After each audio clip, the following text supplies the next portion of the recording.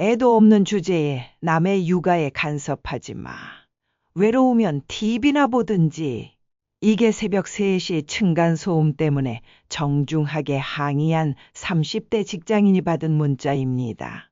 혹시 여러분도 층간소음 때문에 고통받고 계신가요?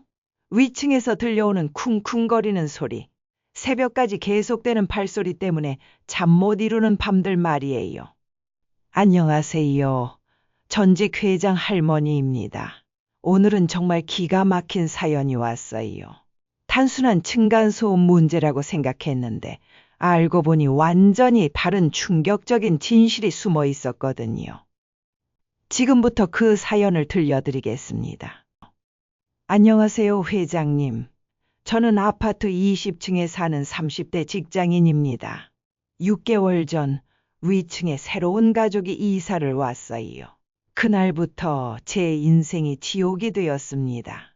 매일 새벽 2시, 3시까지 아이가 뛰어다니는 소리가 들렸어요. 그것도 보통 뛰는 게 아니라 정말 쿵쿵거리면서 뛰어다녔습니다. 처음엔 참았어요.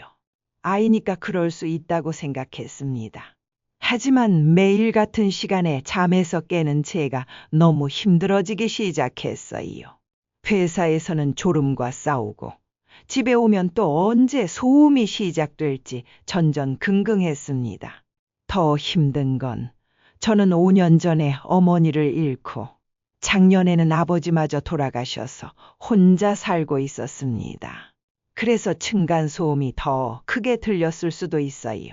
그렇게 3개월을 버텼어요. 하지만 한계가 왔습니다.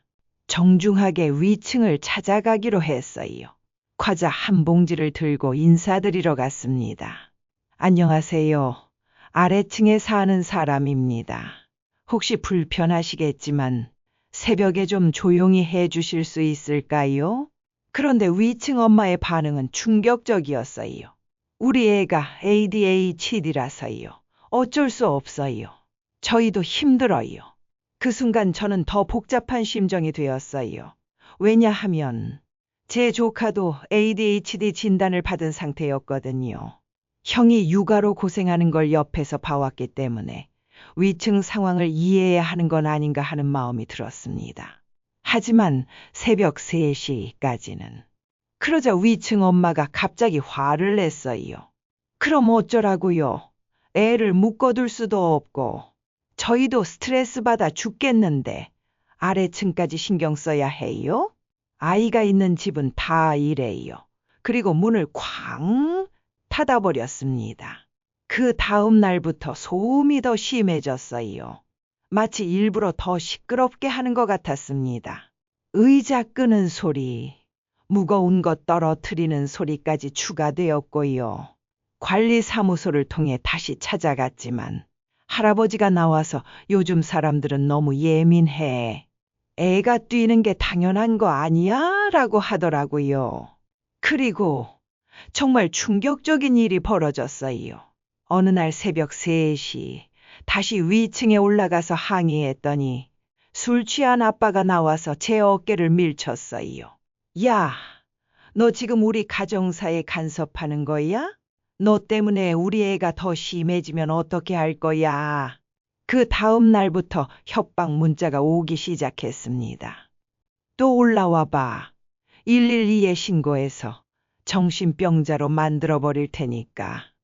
꼴 보기 싫으니까 이사 가든지 말든지. 우리 애 스트레스 받아서 병 더 심해지면 손해배상 청구할 거야. 그리고 마지막 문자가 정말 충격적이었어요. ADHD 애 키우는 게 얼마나 힘든지 알아?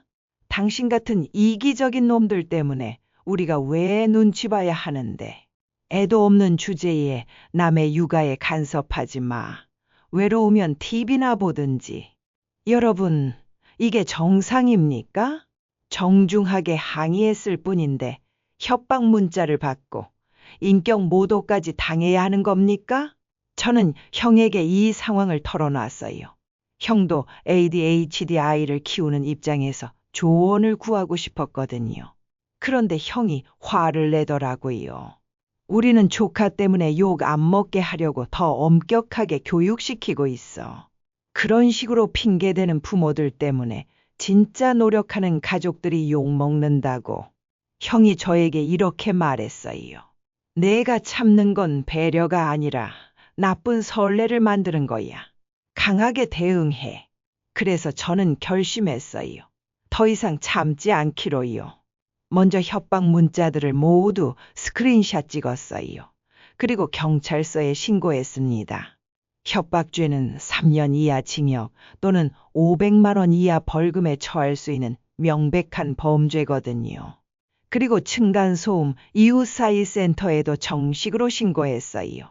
소음 측정기도 빌려서 데시벨을 쟀더니 새벽 시간대에 67데시벨이 나왔어요. 법적 기준인 43데시벨을 훨씬 넘는 수치였지요. 여러분도 기억하세요. 참는 것만이 능사가 아닙니다. 정당한 법적 절차가 있어요. 첫째, 협박을 받으면 바로 경찰 신고. 둘째, 층간소음은 이웃사이 센터에 신고. 셋째, 소음 측정으로 객관적 증거 확보. 넷째, 모든 과정을 기록으로 남기기. 그런데 경찰 조사 과정에서 더 큰 진실을 알게 되었어요. 위층 가족이 저만 괴롭힌 게 아니었어요. 이사 오기 전 살던 곳에서도 똑같은 일을 벌였다는 거예요. 심지어 그 집 아이는 ADHD가 아니었어요. 그냥 버릇없이 키운 거였죠. ADHD는 핑계였던 겁니다. 위층 가족은 이런 식으로 몇 군데 아파트를 전전하며 다른 사람들을 괴롭혀왔던 거예요. 보증금 떼먹히는 게 무서워서 참는 사람들의 심리를 이용한 거죠. 완전한 상습범이었어요. 여러분, 지금 참고 계시다면 그 시간이 길어질수록 더 큰 피해를 보게 됩니다. 이런 상습범들은 참는 사람을 더 우습게 봐요.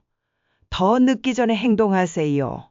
결국 경찰 조사 결과 협박죄가 인정되었고 층간소음으로도 과태료가 부과되었어요. 그리고 위층 가족은 결국 이사를 갔습니다. 제가 정말 속 시원했던 건 그들이 이사 가는 날이었어요. 위층 엄마가 저를 보고 당신 때문에 우리가 이렇게 됐다. 만족하냐? 라고 하더라고요. 그래서 제가 이렇게 대답했어요. 네, 매우 만족합니다. 그리고 새로 이사 가는 곳에서는 제발 이웃들한테 피해 주지 마세요. ADHD 핑계 대지 말고요. 여러분, 이 사연을 듣고 어떤 생각이 드시나요? 참는 것이 항상 미덕은 아닙니다. 때로는 당당하게 맞서야 할 때도 있어요. 첫째, 장애나 질병을 핑계로 남에게 피해 주는 건 진짜 어려운 사람들에 대한 모독입니다.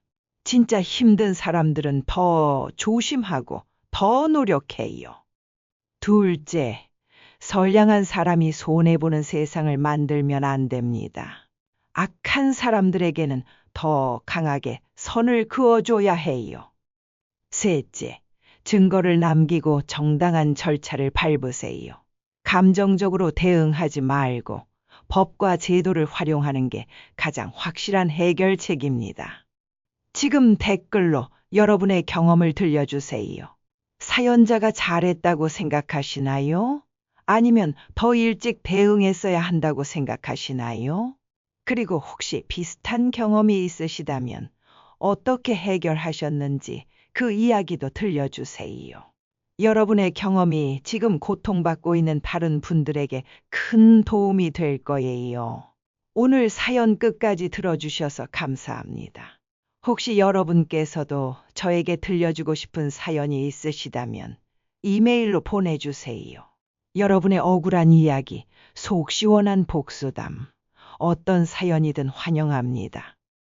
다음 시간에 또 만나요. 전직 회장 할머니였습니다.